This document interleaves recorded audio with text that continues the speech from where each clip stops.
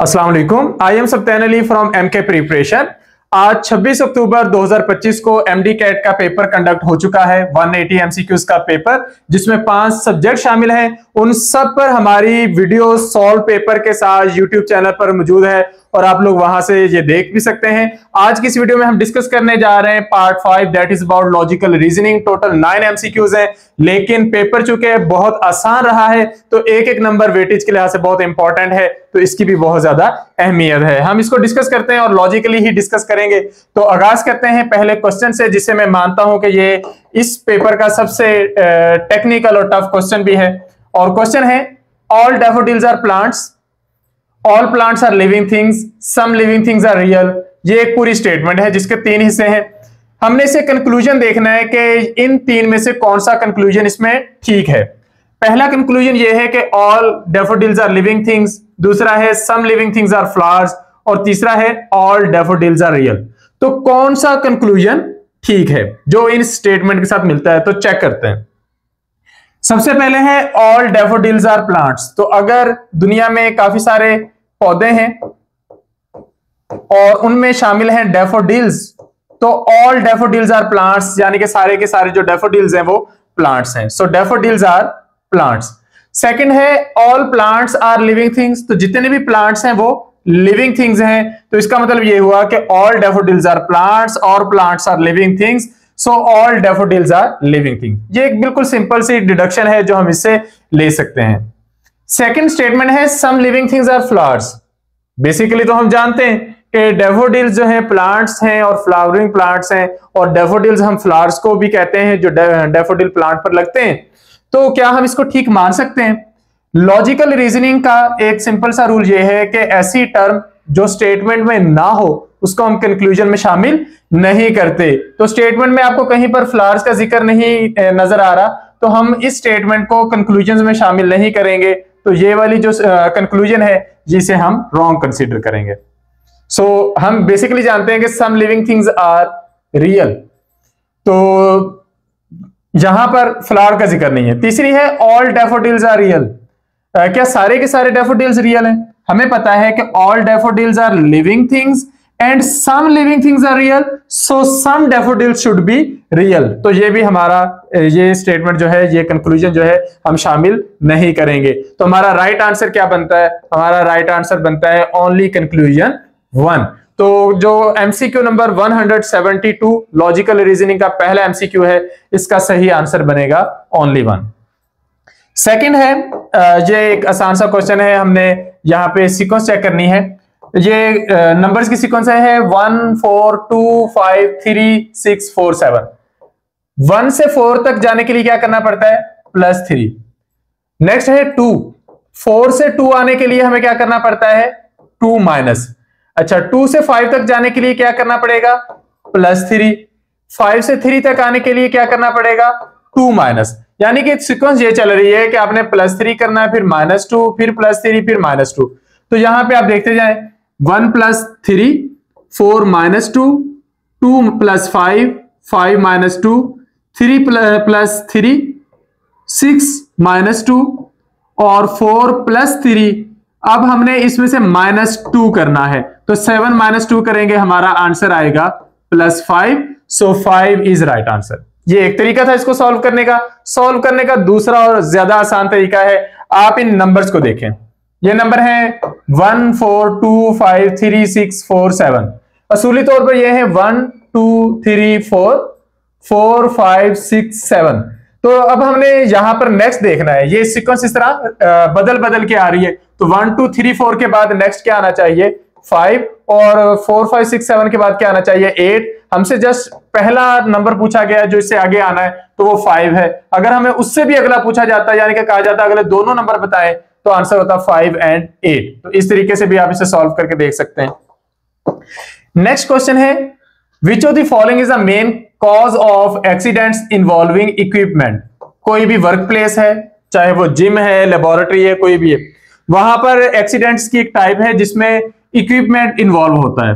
तो वो उसे हम क्या कंसीडर करेंगे? उसकी मेन काज क्या होगी? Over confidence? नहीं, ओवर कॉन्फिडेंस इक्विपमेंट उसमें इन्वॉल्व नहीं होता, उसमें पर्सन इन्वॉल्व होता है।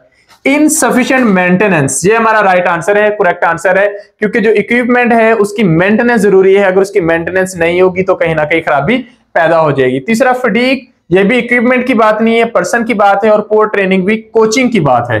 तो ओवर कॉन्फिडेंस और फटीग पर्सन को इन्वॉल्व करता है, पुअर ट्रेनिंग पर्सन को, उसके कोच को इन्वॉल्व करता है, जबकि इक्विपमेंट को जस्ट इनसफिशिएंट मेंटेनेंस वाला ऑप्शन इंक्लूड करता है। सो 174 का करेक्ट आंसर है beta. Question number 175, which of the following is the result of poor design that could cause an accident in the workplace. अब पुअर डिजाइन जो होता है वो कहां पर वजह बनता है एक्सीडेंट की? तो पहला ऑप्शन है इक्विपमेंट फेलियर। अब इक्विपमेंट फेलियर ये है कि जो इक्विपमेंट डिजाइन किया गया है उसमें फेलियर आया, इसका मतलब ये हुआ कि वो बाद में खराब हुआ, बाद में फेल हुआ, पहले वो ठीक, जिस तरह ब्रेक फेल हो जाती है लेकिन ब्रेक की डिजाइनिंग में कोई फर्क नहीं होता, डिजाइनिंग करेक्ट होती है लेकिन ब्रेक बाद में फेल हो सकती है। तो इक्विपमेंट फेलियर जो है ये पुअर डिजाइन की वजह से नहीं होता। स्लिपरी सरफेस, स्लिपरी सरफेस उस दिन का कोई इंसिडेंट हो सकता है कि पानी गिर गया या कोई आपने वहां पर कोई भी ऐसी चीज गिर गई जिसकी वजह से वो जो सरफेस है वो स्लिपरी हो गई, तो उस वजह से भी एक्सीडेंट हो सकता है। इनसफिशिएंट लाइटिंग भी ऑप्शन नहीं है। तो unplanned work space layout, work space design करते वक्त, उसका लेआउट बनाते वक्त कोई प्रॉपर प्लानिंग नहीं की गई तो उसकी वजह से भी एक्सीडेंट वर्क प्लेस पर हो सकता है। तो 175 का जो हमारे पास करेक्ट आंसर बन रहा है वो डेल्टा यानी कि डी बन रहा है। Question number 176, the virus spreads rapidly in the town, एक टाउन के अंदर वायरस तेजी से फैल रहा है। इट इन्फेक्टेड द पीपल, लोगों को इससे इन्फेक्शन हो रहा है। पहले दिन 8 लोगों को, दूसरे दिन 16, तीसरे दिन 32, चौथे दिन कितने लोगों को होगा? What will the number of people infected on the next day? तो आप इसे देखते जाएं, ये डे है, ये इन्फेक्टेड पीपल हैं। तो डे 1 हमारे पास 8, डे 2 16, डे 3 32, तो डे 4 में क्या होगा? आप अगर यहां पर नोट करें तो ये नंबर डबल हो रहे हैं, तो 8 से डबल होके 16, 16 से डबल होके 32, तो 32 से डबल होके आंसर आएगा 64। So 64 people is the correct answer. Next है क्वेश्चन नंबर 177, ये सबसे आसान क्वेश्चन था। P and Q are M's parents, तो M कोई पर्सन है और उसके 2 पेरेंट हैं P and Q। M and N are siblings, तो जो सिबलिंग्स हैं इसका मतलब ये हुआ कि एक इनका अगर चाइल्ड M है तो दूसरा N है। Q इज M's मदर, अब अगर Q जो है ये मदर है तो M डेफिनेटली क्या होगा? P डेफिनेटली क्या होगा? Father. So what is P to M? P जो है वो M का क्या लगेगा? फादर लगेगा। Question number 178, Asad bought 50 packets of biscuit for the price of 500 and Anand bought 25 packets of chips for price of 1000. While comparing the prices of packets of biscuits and packets of chips, which of the following statement is correct? अब हमने price comparison करना है, biscuit का जो packet है और जो chips का पैकेट है। पहले आप ये देखें कि एक पैकेट जो है, 1 पैकेट बिस्किट्स का जो है उसकी प्राइस क्या है? तो 500 में अगर 50 पैकेट्स आ रहे हैं तो एक पैकेट की प्राइस है 10 रुपीज। जो एक पैकेट है चिप्स का उसकी प्राइस है 1000, क्योंकि 1000 में 25 पैकेट्स आए तो 40 रुपीज में एक पैकेट मिल रहा है। तो अब हमने इनका कंपैरिजन करना है। कंपैरिजन ये है कि 4 पैकेट बिस्किट के हो तो एक पैकेट चिप्स का आता है, यानी कि 40 रुपए में अगर एक चिप्स का पैकेट आ रहा है तो 40 रुपए में बिस्किट्स के 4 पैकेट आ जाएंगे। तो हमारा करेक्ट आंसर है अल्फा। बीटा को अगर आप देखें तो एक पैकेट बिस्किट का 4 पैकेट चिप्स के बराबर नहीं हो सकता, वो 10 रुपए का है, ये 4 पैकेट 160 रुपए के हो जाएंगे। ये 2 पैकेट्स वाली जो है ये तो किसी तौर पर रिलेट ही नहीं कर पा रही। नेक्स्ट है question number 179, 1 apple pie has 10 slices and each apple pie feeds 5 people। तो आपके पास अगर एक अदद एप्पल पाई है तो उसके अंदर 10 स्लाइसेस हैं और कितने लोगों को वो खिलाए जा सकते हैं? 10 स्लाइसेस या एक एप्पल पाई, बात तो एक ही है, 5 लोगों को। तो असूली तौर पे एक एप्पल पाई 5 लोगों को फीड कर सकता है। Henry is having a party with 200 people, तो उसे कितने पाइस चाहिए? तो हम यहां पर लिखते हैं कि 5 people need 1 pi, 1 person need 1 divided by 5 and 200 people need 1 divided by 5 multiply 200। इसको हम काउंटर चेक कर लेते हैं कि एक एप्पल पाई उसमें 10 स्लाइस हैं और 10 स्लाइस से 5 लोगों को खिलाया जा सकता है। Each apple pie feeds 5 people, तो हर पर्सन को 2 स्लाइस चाहिए। हमने यहाँ पे फाइनली चेक करना है कि how many slices of pi does it need. चलें ठीक है, इससे आंसर आ जाएगा 40 अदद एप्पल पाइज हमें यहाँ पे चाहिए। और स्लाइसेस कितने चाहिए? क्योंकि आपने यहाँ पे आंसर में स्लाइसेस चेक करने हैं। एक एप्पल पाई में 10 स्लाइसेस हैं, तो 40 एप्पल पाई अगर आपको चाहिए तो 40 × 10 400, 400 is are correct answer. Last option question है how many trees are in the orchard. Orchard में कितने ट्रीज हैं? Which of the statement below are needed to sufficiently answer this question. हमारा क्वेश्चन ये है, इसका आंसर देखने के लिए हमें किस स्टेटमेंट की हेल्प चाहिए?